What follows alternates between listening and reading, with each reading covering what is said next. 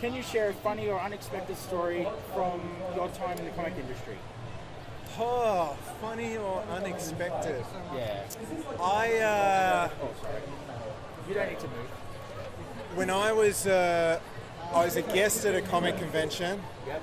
and I had the luxury of hanging out in the green room, having lunch one day, and just seeing some chaotic people. Jason Momoa being Jason Momoa. Oh yeah, nice. But Shatner was there, Oh no way. and we were talking to him about somehow Australian history had come up, and he was sitting there. And he's like, "So let me get this straight. You had a head of state walk into the water, swim out to sea, disappear, and no one said anything about it." And we're like, "Yes," and we named a swimming pool after him as well. And he was like, "Fascinating." And that was yeah. And then the next day I was back in my day job, doing my day job stuff, thinking, what a weird fucking day that was, right? Sitting there having lunch with some guy that you've seen in your childhood or whatever. Yeah, and then, that'd be so cool. and that was just on the back of comics and shit. Yeah. That's awesome, man. That was the first I one. like that one. That's a good story. It's all right. Sometimes when you put on the spot, you just come up with garbage, or you come up with things and you go, "Oh no, wait, that person's still alive. I shouldn't say stuff like that." So yeah. Cool. And for your second question, Yes. I just realised I'm wearing my glasses that I can't read with. I go, why am I struggling? That's all right. What is something you wish more people understood or appreciated about indie comics? Oh man. Maybe the time and the love that people put into them. I think it I was just telling somebody before from Canada about the Australian comics industry, saying we really only had a period of a structured, publisher-based comics industry for 20 years over World War II period, right up to the mid-60s when it just petered out and died, Yeah. And everyone from now have been, obviously there's people that have gone on to work overseas, or they work with maybe some of the other book publishers here, or a couple of smaller companies, or like FRU that have been around for 75 plus years, right? Yeah. Most of us are doing it out of love. Yes. Even when you're working for those companies and stuff, you're not getting social security, you're not getting, sick days, holiday pay, all this stuff, right? You're getting paid, you're getting paid per page, and usually the per page rate is the same rate that it probably was 30 or 40 years ago or more, right? You get organizations that, I'm a member of some, and they have recommended rates, and I look at them and I laugh. I had an email once from one of the organizations saying, "Oh, you're quite prominent." I'm like, "Oh, well, you don't know who I am, so that's okay." And they said, "Well, we'd like to find out, if our rates are accurate and up to date." And I said, "To be perfectly frank, they're probably a lot higher. I'm probably the wrong person to ask." And I outlined why, that this stuff is on the back of, other publishers or indie people that are doing their best as well, whether they're working under a grant circumstance or whether they've got a little bit of backed money behind it, or their publishing arm is an offshoot of their usual employment, or they're making stuff on the back end, or, as you know, a lot of Kickstarter stuff. So there's a lot of effort that goes into this stuff.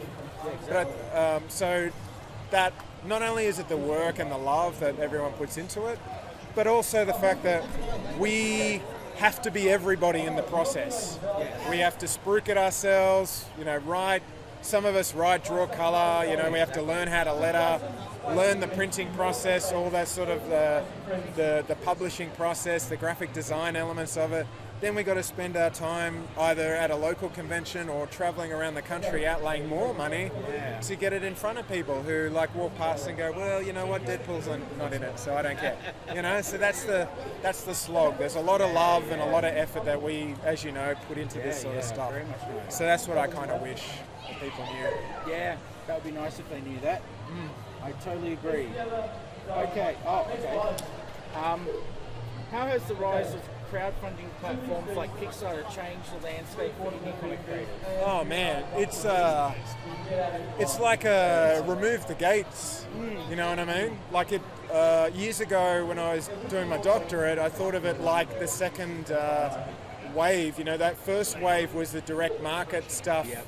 Back in the 80s, the black and white boom, when that technology dropped to a degree where it was affordable for people to be able to, you know, put their packaging together and put it into a comic store, and, you know, that's where we get Ninja Turtles and all those sort of creator-owned legends that we all look up to and read from the 80s and 90s and all that sort of stuff.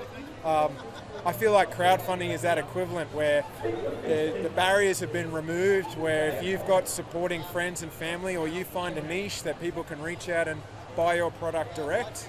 But not only that, it's providing people that, you know, maybe had a career or had some titles, a way to be able to get more of a share of whatever that material is, whether it's the ownership of their own intellectual property, or the funds that they have, you know, put their efforts into to create that product in the first place.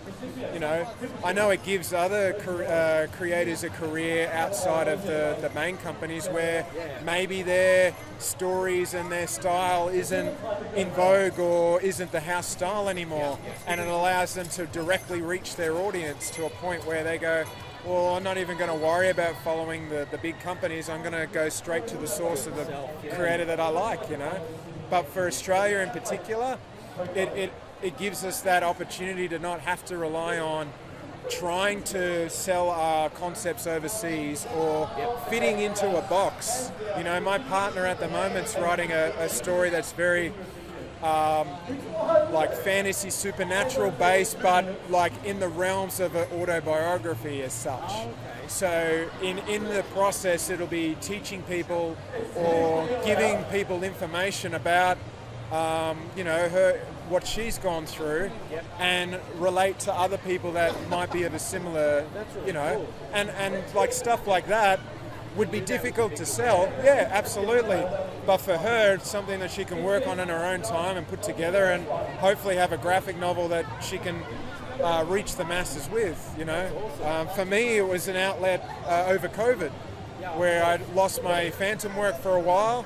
So I wrote this story that was, you know, close to my mind and something that I always thought of, and it allowed me to, you know, generate work that's outside of that, you know, grind of working on someone else's IP in that regard. So there's a multitude of different stuff. I've done, you know, I do lectures on this stuff sometimes, and we discuss it, and we look at the possibilities that crowdfunding open up. It's not easy, but also it'll, you know, and if it was easy, everyone would be doing it, as they say. So, yeah. Cool. Well, those were awesome answers. Thank you hope so they were much. right. No, they were awesome. Cool. So this is Dr. Paul Mason and Sis from ComX. Thank you for your time. Thank you, Sis. I appreciate it.